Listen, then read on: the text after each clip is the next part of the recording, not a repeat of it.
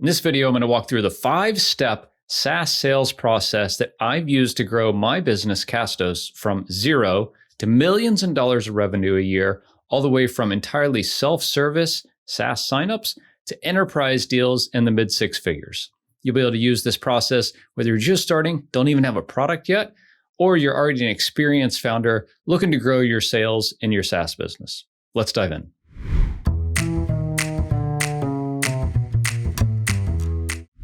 Hey there, Craig Hewitt here, founder of Castos. Welcome back to the channel. Today, I'm super excited to dive into the 5-step sales process that I use in our business to consistently grow revenue. And we've been doing it for about 6.5 years. Castos is an industry leader in the podcasting platform. And this 5-step process we're using every day to bring fresh new leads in, educate and convert them into paying customers, and to grow our business. I think a lot of us are intimidated by sales, and rightfully so. If you're just staring at the blank page that is sales and marketing and customer acquisition, it can be really daunting. And not having a proven framework through which you can just implement, iterate, learn, and improve is really daunting and probably something I wouldn't recommend to anybody. And hopefully today I'll give you this 5-step process that we have used and we've learned a lot about that you can take and implement in your business to grow from where you are today to hopefully several times that kind of size. There's 5 steps to this process. And the first is lead generation. No business is any good without a bunch of leads. There's been a lot written about leads lately. And this is just the process of bringing fresh new eyeballs into your world to learn about your solution.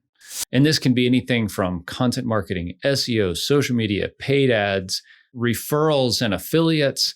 A lot of things fall into this bucket, but the goal here is someone who isn't already aware of you and your solution and your brand into your world so you can begin to nurture and educate them on what it is you do and the value that you have to solve a problem that they're currently experiencing. And that last part is really key because as businesses, whether you're a SaaS business or a lawn care business or a professional service, all we're doing is solving problems for people. And I think lead generation at its core is just identifying people that have a problem and showing them what our solution is that can help them solve that problem. And that's really what it is.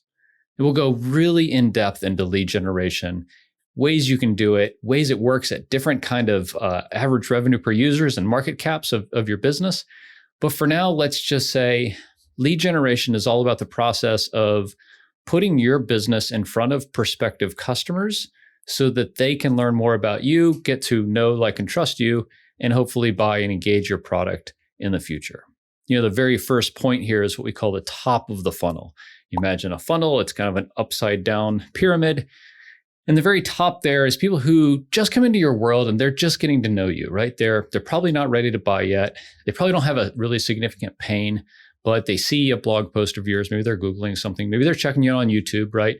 Maybe they see something on social media and they're like, oh, that's interesting. I'm going to go check that out. And it's your first touch point. As the saying goes, there's never a second chance to make a first impression. And I think in lead and customer acquisition, it's never more true, right? That first touch you have with somebody probably sets the tone for how the journey of you and that prospective customer will go in the future. So every piece of content we put out there is so important. And we just got to really do our best to make sure that we're putting our brand's best foot forward in every piece that we put out there, whether it's social media, blogging, ads, YouTube, you name it. As you're thinking about what type of content to put out there, I think there's a lot of alignment that needs to be made between the type of customer you have and the channel and the type of approach you take here, right? So something like cold calling might work for kind of entrenched, true B2B companies that could be customers of yours if you're selling a real B2B kind of service, right? Something like content marketing might work better if you're more on the prosumer side of things, right? So like us at Castos, we can't do cold calling. It just doesn't, the math doesn't work at a $19 or $29 a month kind of base plan. We have to go with something that's lower touch, more auto, self-serve. And so cold calling doesn't work as well for us for our main SaaS product. It works great for us for our Castos production service where we're selling like a $1,500 a month retainer engagement. So think about the type of customer you have, the price point maybe that can justify different customer acquisition or lead generation approaches, and kind of how that customer will engage and buy with you in the future. Those things being aligned will let you really learn a lot about the customer acquisition strategies that you're trying and see how lead gen is working for you. My favorite hack here is look at your competitors. This is not guaranteed 100% of the time, but if you look at your competitors and see what they're doing to bring new leads in the door, chances are you can probably start there and then learn and iterate from there. So if cold calling is working really well for one of your competitors, pick up cold calling. If ads are working really well for one of your competitors, give ads a try. If content marketing and SEO is working really well, then try that. Okay, now that we have leads, the next step is to get them on the phone and qualify them. We're going to break this section down into two parts because some people have separate qualifying calls and some people will qualify a prospect in the beginning of a longer sales call. So we'll start with the former. So a qualification call. Once you have a lead, maybe they've downloaded Lead Magnet or opted in on your website or converted from YouTube, something like that. They give you their email address, they fill out a form, and you want to get to booking a call with them, right? Get their phone number or get them on a Zoom call. 15 minutes is all that you should need here, right? It's just kind of who are they? Why are they experiencing this pain right now? And at a very high level, do you think your solution is a good fit for what they're experiencing? So in these discovery calls, you're going to be asking a lot of questions. At first, this might feel uncomfortable. You might think, why am I asking so many questions of this prospective customer? Don't I want to show off my product? I want to screen share my SaaS and show them everything that I do. I want to talk about me. And it's wrong, right? We want to talk about the customer and we want to get pretty psychological with them and say, hey, what problems are you having? What issues are you having right now that made you book this call? That's how I start all these calls. Hey, why are we talking today? What is going on in your world that made it so bad that you needed to book this call with me today? And I say that, and then the floodgates open up and they start talking about, well, we're experiencing this workflow problem over here. Our content marketing is not working. Our ad spend's out of control, or our logistics are a mess, whatever it is, right? And then as you continue to peel back that onion and you're prospecting this customer, you understand the pains that they're having. Along with these pains are timing, right? Hey, okay, great. Understand if there was a solution that we could offer that could help you here, what kind of timeline would you be looking at to implement this? Oh, 6 months. Okay, well, that's not great. We have budget that we need to use before the end of the year, and it's the 1st of December. Ooh, that's a really hot prospect. I'm going to treat that differently than somebody who's just beginning to shop. And the other one is budget, right? What kind of budget do you have in mind for this? Especially first-time and non-technical founders are terrified of this question. But I'll just tell you, every single person you talk to who will get on a sales call with you has a budget, whether it's a solopreneur and somebody who's spending their own money, or a marketing manager at a big, huge company. They have a budget, whether it's just a kind of unofficial budget they have in their mind, or it's a line item and they got to spend this money and you have to fit in this box. Everybody has a budget, and just ask what that is, because it could qualify them in and say, ooh, hey, this is great. I'm ready to move forward. You check the pricing box with me, or I can't afford that, right? Or customer, I'm sorry, the amount of money you want to spend, it just won't work with our solution. Maybe I can recommend you to somebody else, right? If somebody qualifies themselves out because of budget, then just give them a referral to a partner of yours in your industry who can help them with their problem at the kind of price level that they're looking for. This builds a ton of trust with you and your brand, even though that person's not going to become a customer. And the last part of the qualifying process is defining who the decision maker is. Is it the person you're talking to right now? If so, great. You're very lucky. It oftentimes is not, especially as you get more enterprise in your deals. There's going to be IT. There's going to be InfoSec review. There's going to be procurement. There's going to be this person's manager. There's going to be, hey, I got to run this up the flagpole all the way to the C-suite. Hey, we got to put this out for RFP and I got to get 3 different bids because I'm a government organization.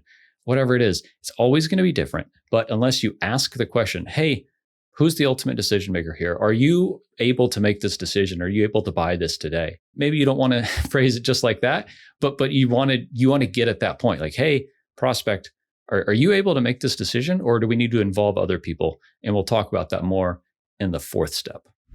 So that is a standalone qualification call. Sometimes, like in all of my calls, I just put that at the beginning of a longer sales call, right? So the first 15 or 20 minutes is qualification. And then I save the last 20, 25 minutes. I have 45-minute sales calls typically for me pitching my solution, overcoming objections, and hopefully closing a deal, right? So for the first bit, it can be a standalone call and you can schedule another call for a few days later, or do a longer sales call, qualify at the beginning. If it's not a good fit, you just cut it off at that 15 or 20 minutes.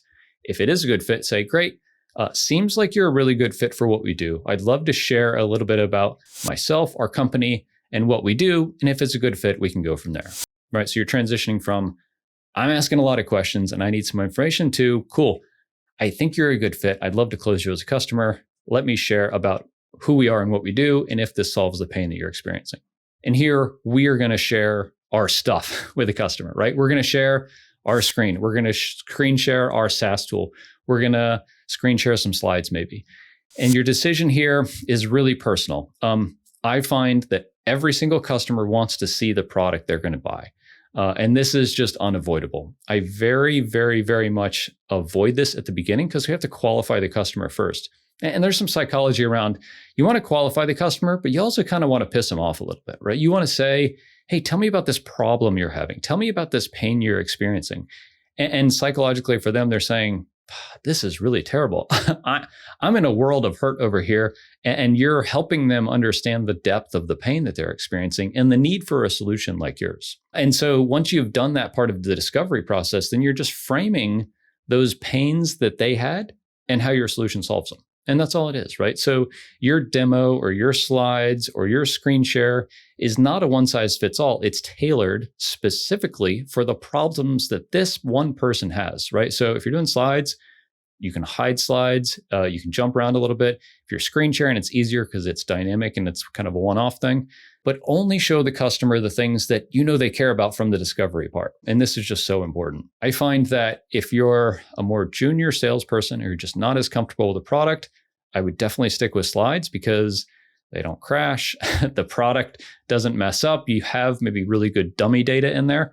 And so you're just presenting a singular kind of static thing. It's 5 slides or it's 8 slides. You can rearrange them a little bit. If you're maybe a little more experienced or you have more confidence in your product, it's a little more mature, then screen share, right? Because people want to see the thing they're going to buy. And I find this really powerful. I always try to screen share our product when I'm on a sales call with a customer, just because they psychologically can see themselves in that world, right? And so I think that's really powerful. Okay, so up to this point, we have brought in new leads, we've qualified them, and then we've pitched our solution as either the second part of the sales call or a call after the qualification, right? So in that second one, there's 2 sales calls. And at this point, you understand the customer and the situation they're in, they understand your solution, and you ask for the business. And don't be shy and don't think that this is bad and that you're a terrible person, but you've really just helped the person, right? You've said, hey, tell me about the problems you're having. Oh, wow, that's really interesting. Gosh, this thing I have over here really solves this problem. Great. I think you would be a great fit. We'd love to work with you. Say those exact words. There's some real deep psychology there. We would love to work with you. And then find out what the next step is. Are they ready to buy? Great. Let me get your credit card number and let's sign you up for an account. Do they need to involve somebody else? Oh, I got to go to procurement and we need InfoSec review and I got to bring my manager in. You need to understand what that next step is. Otherwise, you're going to say, okay, I'll send you the proposal and let me know. And they're going to say, I don't really know how to buy from this guy. Like, how do I take the next step, right? So you as a salesperson need to enable them to make a smart, informed, easy buying decision. And understanding what those next steps are is really huge in that. So after you've pitched your solution, say, seems like this is a really good fit. We would love to work with you. Assuming we move forward, what's the next step in the process? And then they'll just tell you, oh, I got to do this and I got to do that and I got to do the other. And that's just what you do. You say, okay, great. So you'll set up a call with your manager for next Thursday. I'd like to join that if that's okay. Probably would be easier just to get us all in the same room and we can chat through the solution and how this might help y'all. Does Thursday at noon work? Yeah, great. Okay, cool. And I have a hierarchy of things that I want to do after a sales call. The best is close a customer, right? That's great. The next is some kind of other consultative selling engagement. So, hey, let me give a demo to the bigger group, or we'll set you up proof of concept, but I want to do an onboarding call for you, or some kind of thing to deliver value and continue to help these folks, solve their problems, whether it's with you or someone else. But you got to understand what their next step is so that you can propose the most appropriate thing in that checklist of best next steps for you. I'll just tell you, if you're selling enterprise software, you will never, ever sell someone on a first call. It'll probably be third, fourth, 10th call, it'll take 6 months. The quickest I've ever closed an enterprise deal was about 3 months. So I think that's pretty normal. So the first time you have a call with someone, you say, holy cow, I got a whale in here. This is going to be a great deal. Just know that you're still weeks at least away in several meetings. And so just understand that timeline and that process and who is involved and put it into your CRM and follow that process. The customer will have given you exactly what you need to follow to be a successful provider of theirs. And you just follow that process. The most important thing here is to book the next meeting from that meeting. Don't say, I'll send you my Calendly so we can schedule another time, or when you're ready to follow up on the proposal, just let me know. No, it's what needs to happen next. Cool. Let's pencil you in for next Tuesday at 3:00.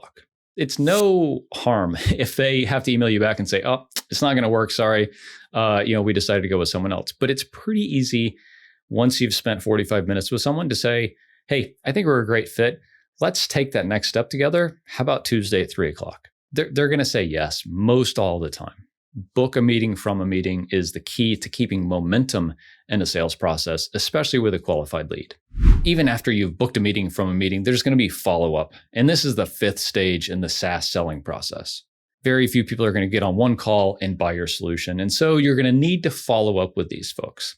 And this is where the CRM tool that you use to kind of organize and manage your sales can be really, really powerful or really hold you back. Some of the more advanced tools like HubSpot, you got a lot of optimization and nurturing leads after you've had calls with them. And what I like to do is use a tool like HubSpot to send automated sequences on a schedule to continue to add value based on different attributes of a customer, right? Like, what product are they interested in? Where are they in the buying process? What kind of issues or objections do they have? And based on all those, I'll have a handful of sequences and I'll keep in touch with these folks every couple of weeks, maybe every week, depending on kind of how hot of a prospect they are.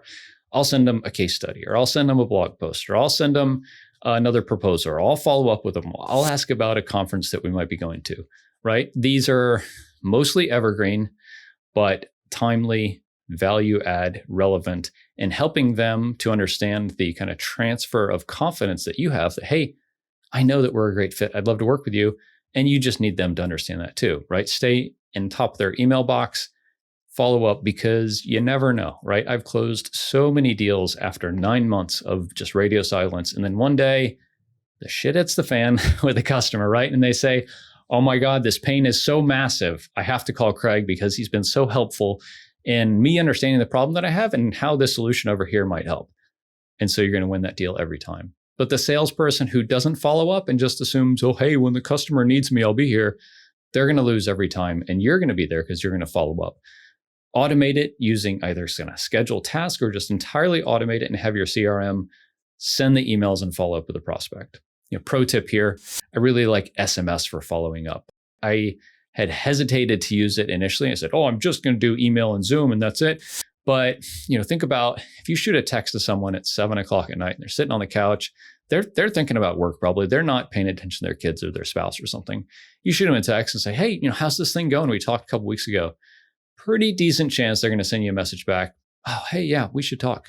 Great. Let's book a time. I'll send you an email. When they get in the morning, bam, there you are. They're going to start engaging.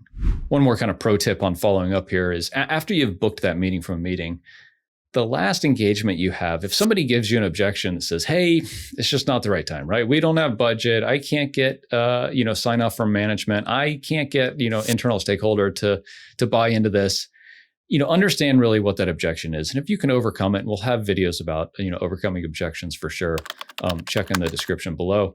But if you can't overcome an objection, just say, okay, cool. What kind of timeline would you expect that this might be resolved in? Budget is in January, so 3 months from now. Great.